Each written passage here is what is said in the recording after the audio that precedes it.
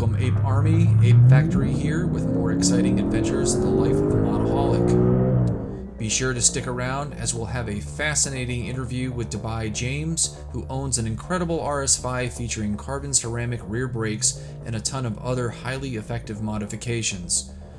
Rumor has it he never drives it, but we'll get into that later. Back to our program. We're on a mission to save you a big chunk of weight, and today I'm going to introduce everyone to anti-gravity batteries. They are possibly the easiest way to lose 3.5 stone with no downsides. Wheels cost a small fortune, carbon hoods need hood pins and paint, and a set of RS Recaro buckets will set you back a marriage. This battery looks like a really good option for part of a total weight loss program, and it's way cool to boot. They make batteries for almost every vehicle imaginable short of a Tesla, and they all feature state-of-the-art lithium-ion technology. They also have built-in battery management and emergency push-button jump-start technology. The RS5 can use 2 different battery sizes for a bolt-in installation. One battery case is slightly smaller than the other, so you can afford yourself a bit of room if you go with a smaller H6 case. Since each size is secured at the bottom, and both are the same depth, they both are secured in the same manner. Cool. You can also choose your amp hours, and generally speaking, for the RS5, you're good with a 40 amp hour model, which comes in at about 15 pounds. If you choose the 60 amp hour model, you're looking at a mass of 18 pounds. Yes, that's sarcasm. Let's unbox this mound of goodness. When ordering an anti-gravity battery, I highly suggest ordering the Bluetooth monitoring module because frankly, it's just fun to play with and it actually is quite useful. I also highly suggest ordering a lithium-ion specific charger to keep the battery in tip-top shape. Specifically, this is for when you're not driving the car for extended periods of time.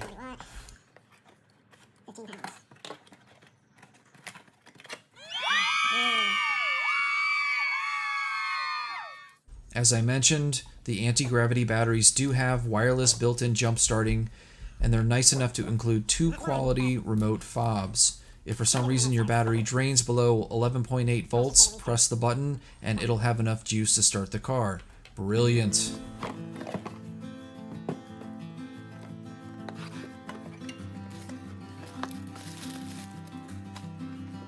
Ooh.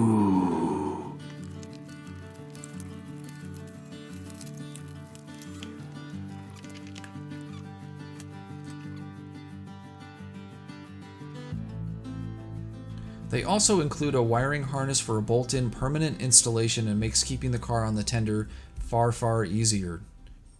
And now this.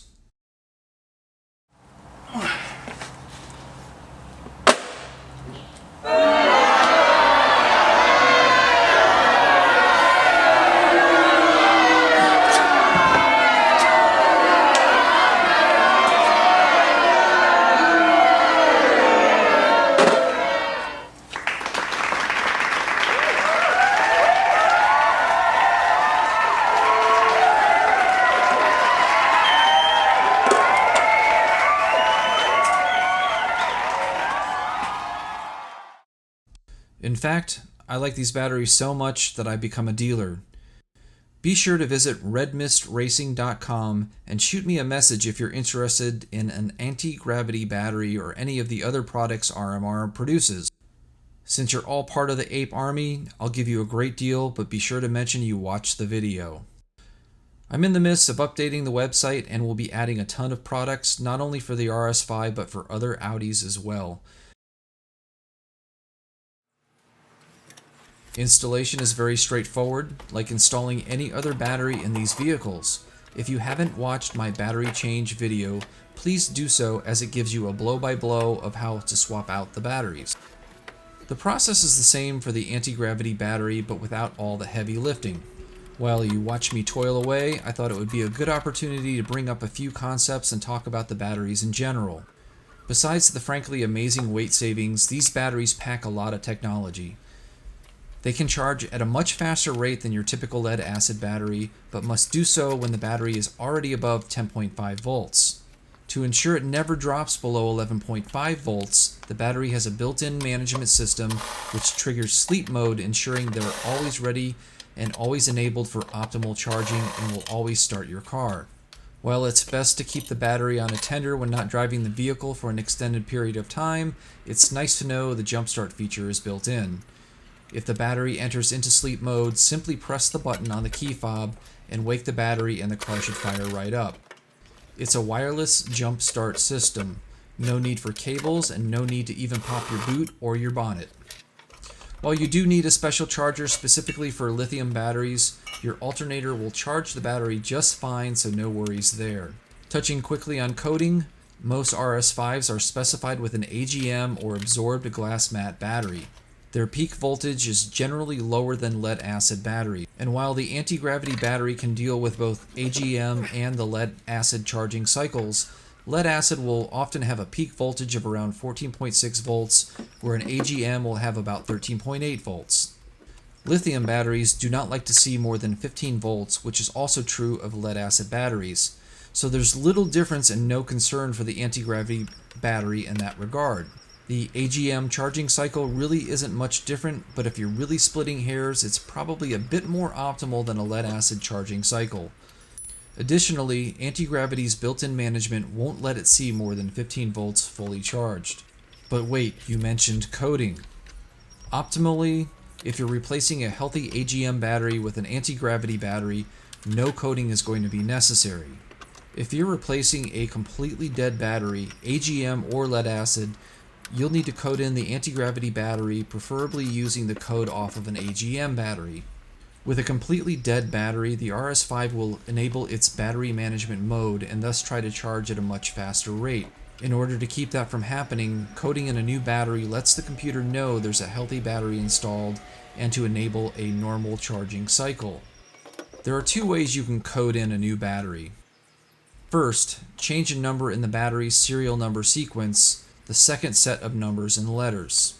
Second, you can look up the OEM replacement battery for your car and then physically find one in an auto parts store.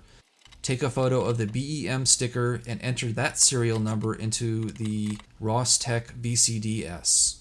Again, that's only if you're replacing a dead or badly damaged OEM battery. If your battery is reasonably healthy, no coding needed. Looking at amp hours, not all are rated equally, mostly due to the fact that lithium batteries are capable of handling higher discharge currents with less resistance than their lead acid counterparts. Lead acid batteries waste more of their available energy when charging and discharging, where lithium ion batteries are more efficient. Where you would need a high amp hour lead acid battery for the RS5, as much as 110 amp hours, you're able to run a 40 or 60 amp hour anti-gravity battery. Anyone familiar with laptop batteries knows they have a certain number of times they can be fully discharged and recharged. The same is true of car batteries, but anti-gravity batteries have 2 to 3 times more charge-discharge cycles than a typical lead acid battery. Because they can discharge energy more efficiently, they also recharge more efficiently and typically charge in less than half the time it takes a lead acid to fully recover. If you drain the anti-gravity battery to the point where the sleep safety is triggered, once you start the car and drive, the battery will actually recharge in as little as a half hour, where the lead acid battery would take significantly longer. That discharge efficiency also means they can provide more power at startup from a smaller package and power up a wide range of engine displacements. In fact, I noticed this myself the very first time that I ever fired up the RS5 after changing the battery. The engine spun up more quickly and it caught sooner. Back to the installation. We're going to deviate from the norm by installing the Bluetooth battery monitor. Installation couldn't be easier, although I had a bit of a conundrum on how to position the spade connector. Other than that, it's a matter of connecting the positive and negative sides to the positive and negative terminals on the battery and securing the module to the top of the battery with the included Velcro. Lithium batteries also have far more sizing options. You'll notice there are 2 battery cases available for the RS5. One is OEM in size, while the other one I chose is a good deal smaller. That particular battery, its case size, is referred to as the H6 Group 48.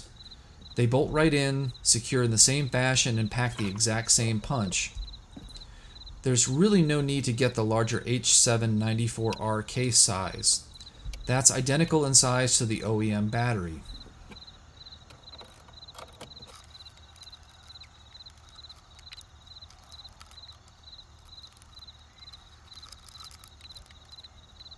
Moving on to the front of the vehicle, I opted to install the charger's plug receptacle to forego using the old school but still included alligator clips. I found the included plug harness was a bit short for connecting the car's positive and negative battery terminals. I used a bit of wire, a new ring connector, and a heat shrink butt connector to lengthen the positive cable side. I did this, of course, after disconnecting the negative terminal on the battery itself.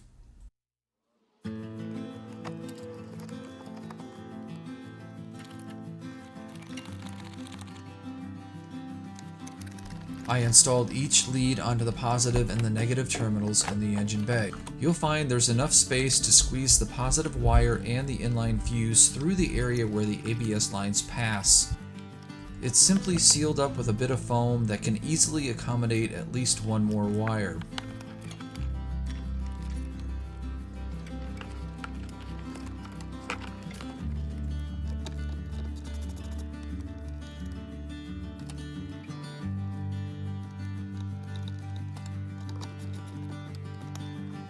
Once the wiring is secured, it's simply a matter of flipping open the plug's weatherproof cap and attaching the matching end of the C-Tech lithium-ion charger. If your electrical socket arrangement makes it easier, you could lengthen both sides of the plug harness and attach it to the battery terminals themselves, then run the plug to an easily accessible point in the trunk.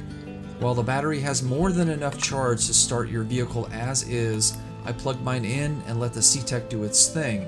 Be sure to read the instructions manual so you understand the charger's features. I know, homework sucks. Back to the app, just a few screenshots from downloading and installing the app as well as what the various modes and features look like. Follow the instructions found in the manual and download the app. The instructions mention scanning the QR code on the battery, but I found that I did not have to do this, and it immediately began recording the battery's voltage output. In fact, once you've run the battery for a few days, you can actually look back in time at your battery's charge history. It also has a bunch of other tests and neat features. I'm able to monitor my battery's charge while sitting in my office one floor above and to the right of the garage. You can also enable a power alarm with 2 different power points if the battery drops below that power percentage. And finally, to end the show, a beautiful first-time cold start with a new battery. The soundtrack is brought to you by Audi, JHM's Stage 2 Tune, and JHM's wonderful valved exhaust.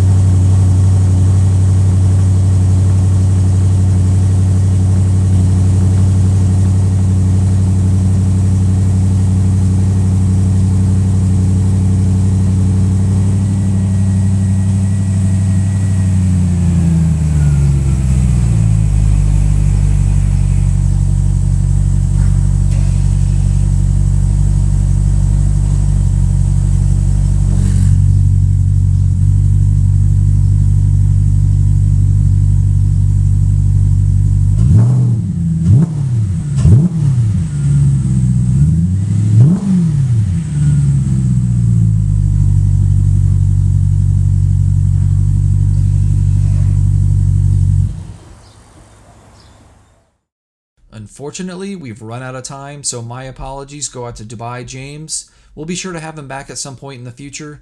Hang in there, James. As always, thanks for watching, and please stay safe out there. Ape Factory out.